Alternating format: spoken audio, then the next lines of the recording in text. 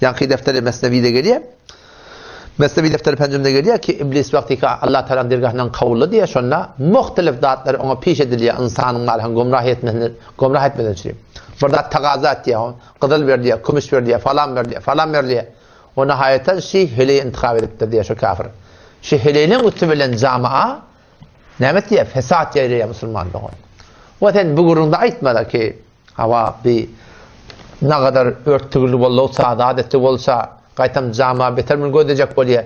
Belki yüzüge açık bolsa, şufarm daran diýse atdy bolýar.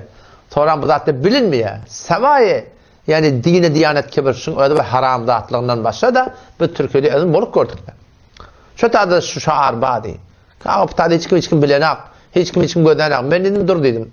Sizin şu düşünüşünüz yanlış dedim. Anırda 2 tane nane geldi. Ben gödesen dedim. Şu 2 tane naneler geldi şu tadan. Bir bet şekil, bet suratında. Bet halatta hicaptaydan geliyorlar. Ben göde şunu kim göde ya dedim. Şu tadan gelip ben Türklüken göde yemeye, İraniler kere göde diyelim. Nihayeten de şu Türklü iyicek yalak. Nihayeten de barakayım o kenara çekiliyor şöyle. Şöyle gurcun etmeyen durla Müslümanlığı. Bu da bir feribi ki camiaden şunu kurma barakayım. Bu da atdi bolýar. Müslümanlığın iyi bismeklige atdilik bolmar. İnsan hiç vakti imeden ganmıyor. İnsan hiç vakti içmeden ganmıyor. Her näce dökülüp dursunsak, yeni azgan wagtyň ýertin. Yeni sultan wagtyň içýärtin.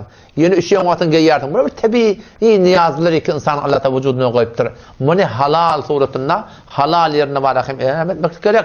Şu datlary öz vüjudyna, şu suratynda ispat etmek gerek.